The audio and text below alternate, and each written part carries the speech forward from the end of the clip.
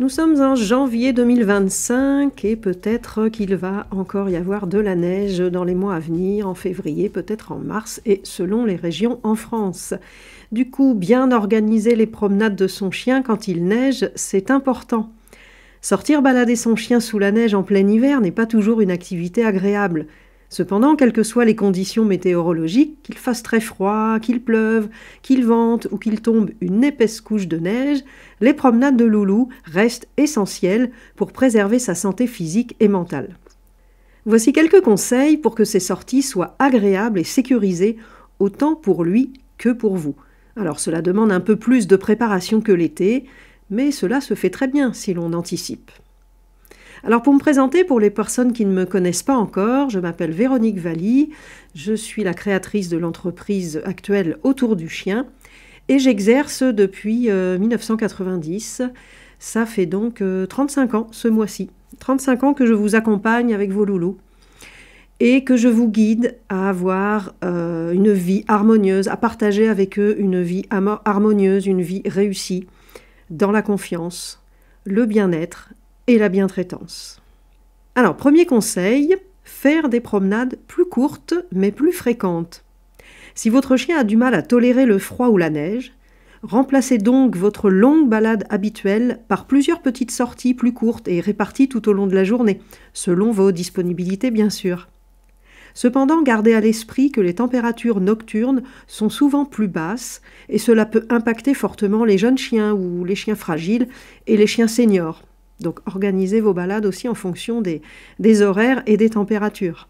Avec les horaires d'hiver, certaines de ces promenades pourraient avoir lieu donc la nuit et dans ce cas, pensez à vous munir d'une lampe frontale pour assurer votre visibilité et vous promener en toute sécurité. En journée, profitez des heures où le soleil brille. Les journées ensoleillées sont aussi bénéfiques pour votre chien que pour vous. C'est bon pour le moral. Et en rentrant, séchez bien votre chien. Deuxième conseil, soyez vigilant, ne laissez pas votre chien courir sur la glace. Si votre chien a l'habitude de se baigner et qu'il reconnaît les points d'eau habituels, les points d'eau de vos itinéraires, de vos balades habituelles, il pourrait être tenté d'y aller joyeusement comme à son habitude. Cependant, cela comporte des risques, il pourrait glisser sur la glace et se blesser, ou pire, la glace pourrait aussi céder sous son poids.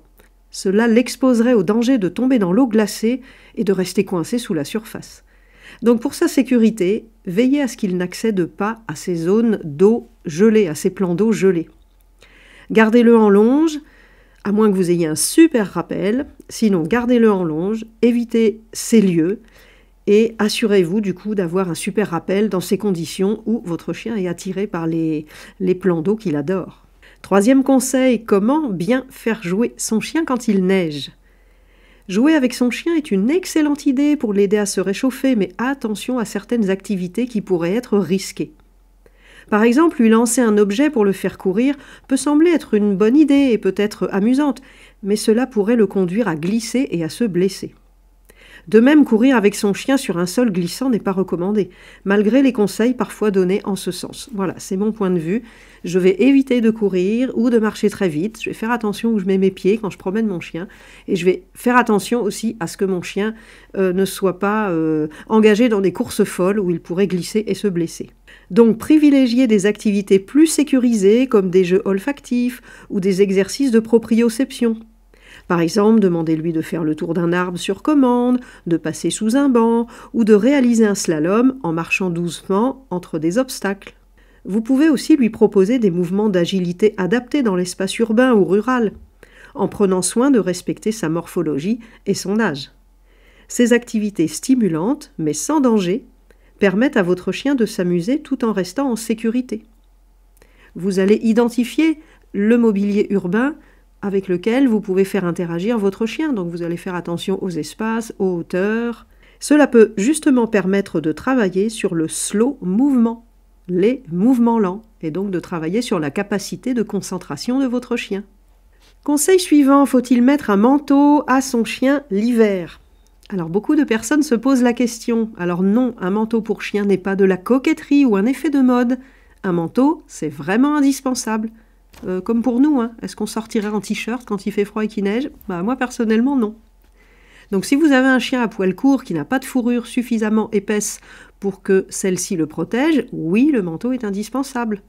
Si votre chien a le poil court et n'a pas de sous-poil, le manteau est indispensable. Si vous avez un jeune chien, un chien fragile, un petit chien ou un chien senior, oui, le manteau est indispensable. Les races à poils longs et denses, ainsi que celles originaires de régions froides, présentent généralement une plus grande résistance au froid par rapport aux races à poils très courts ou aux races à la morphologie plus fine ou les chiens de petite taille. Mais ce n'est pas parce que votre chien est d'une race originaire des régions froides et a une fourrure épaisse qu'il peut forcément rester dehors, ou qu'il souhaite rester dehors. Observez-le et faites en conséquence. Effectivement, il y a des chiens à grosse fourrure qui vont préférer être dehors, et puis d'autres, malgré qu'ils aient une grosse fourrure, vont préférer être à l'intérieur, au chaud, au coin du feu, comme tout le monde. Par ailleurs, les chiens fréquemment toilettés sont également plus vulnérables aux basses températures, donc ça aussi, il faut y faire attention. Choisissez un manteau chaud, qu'il soit en polaire ou rembourré, afin de protéger votre chien du froid et de l'humidité. Vous en trouverez pour tous les styles et pour tous les budgets. Le manteau constitue une protection efficace pour préserver la santé de votre chien, son bien-être et réduire les risques de maladie. Comment protéger les coussinets de votre chien ? La neige, la glace et le sel sur les trottoirs sont autant de substances qui peuvent brûler les coussinets de votre loulou. Imaginez-nous si nous marchions pieds nus dans la neige ou sur les trottoirs gelés ou salés. Je vous invite également à couper les poils entre les coussinets afin d'éviter la formation de glaçons. Puis, vous nettoyez les coussinets avec un tissu microfibre humide. Ensuite, vous appliquez un corps gras comme de la graisse à traire ou de l'huile de coco. Le corps gras va hydrater les coussinets. Attention au léchage, si votre chien se lèche les coussinets, si vous utilisez des produits chimiques. Si vous utilisez une solution tannante, cela va durcir le coussinet. Alors il faut trouver l'équilibre entre protection, hydratation et soigner les crevasses ou prévenir l'apparition de crevasses. Les crevasses, c'est ce que je constate sur mes mains si j'ai la peau trop sèche et mal hydratée. Elles craquellent et se fissurent. La cire d'abeille est un bon produit, c'est un produit efficace contre les crevasses pour nous et pour notre toutou. J'ai d'autres produits, j'utilise un autre produit aussi, une crème à base de propolis, qui est absolument géniale pour mes mains parce qu'elle a un pouvoir pénétrant très rapide et elle laisse pas du tout de gras sur les mains. Pas du tout de pellicule grasse sur les mains, ça c'est topissime. Et on peut aussi l'utiliser pour les coussinets du chien. Je vous mettrai les coordonnées dans la description de cet épisode. Votre chien a de la neige ou de la glace dans ses poils. Que faire ? Déjà pour lui, le pauvre, ça fait froid, ça fait mal. Le froid comme ça, tout près de la peau serrée dans les poils, quand ça fait des boules et des glaçons très serrés, c'est très froid et le froid, ça fait mal. Donc pour éviter la formation de glaçons dans les poils de votre chien, vous pouvez appliquer une fine couche de corps gras sur les longueurs sur le poil avant de sortir dans la neige. Vous mettez ce corps gras dans vos mains et puis vous lissez les pattes du chien, sa poitrine, le dessous de son ventre, selon la hauteur de votre chien, selon sa race. Cette barrière grasse permettra à la neige de glisser plus facilement et de moins adhérer au poil. Car les boules de glace qui collent au poil, comme je vous le disais, qui collent au poil, qui collent souvent aux pattes, ça fait mal au chien et il peut également se blesser en essayant de se les arracher. Ne laissez pas votre chien manger de la neige. Si la neige n'est en soi pas dangereuse, elle peut causer des troubles gastro-intestinaux et avoir des effets indésirables pour votre chien. Bien que la plupart des chiens adorent manger de la neige, il est préférable de les en dissuader autant que possible.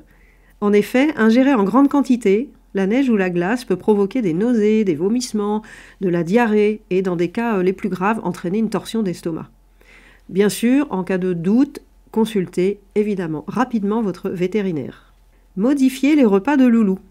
En effet, le chien peut avoir le body summer, être slim, fin, mince en période plus chaude et c'est ok, mais certains chiens ont besoin de grossir un peu quand il fait froid.